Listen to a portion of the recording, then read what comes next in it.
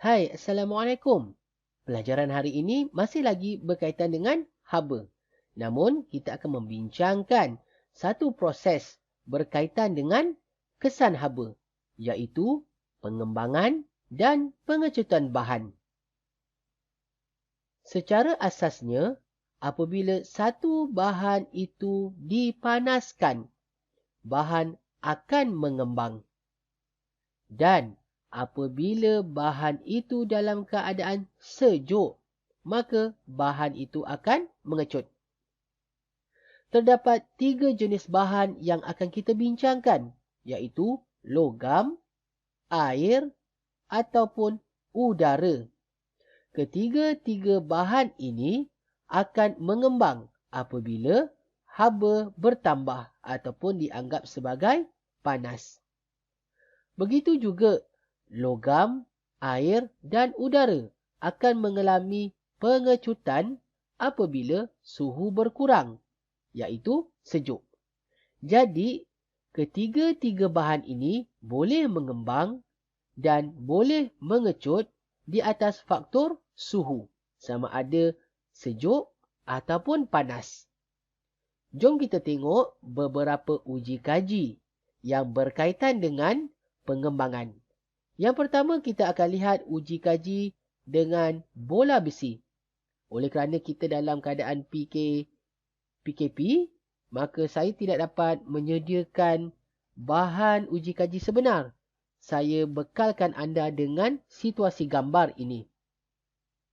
Jadi kalau daripada situasi gambar ini, asalnya bola besi ini dapat melepasi cincin dalam keadaan yang sejuk ataupun suhu bilik.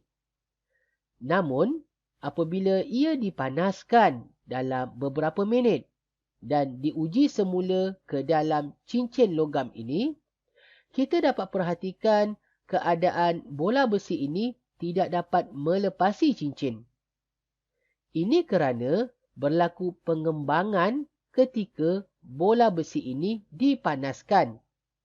Jadi, kalau kita nak pastikan bola besi ini dapat melepasi cincin semula, kita perlulah menyejukkan bola besi ini seperti asalnya.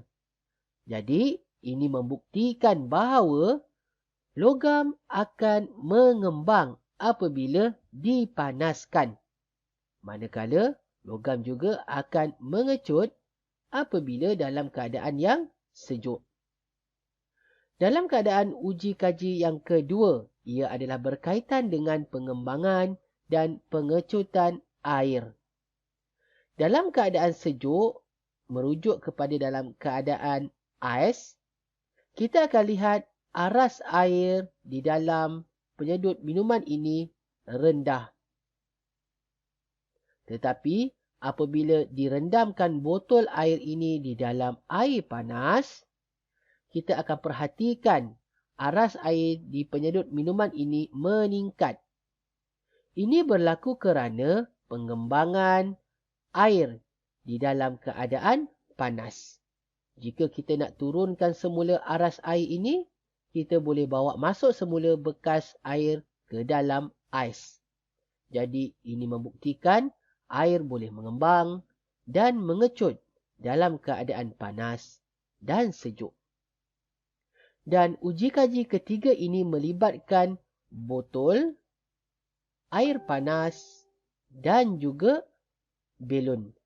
Yang mana apabila belon ini dilekapkan di bibir botol dan dimasukkan ke dalam air panas, kita akan lihat belon ini mengembang.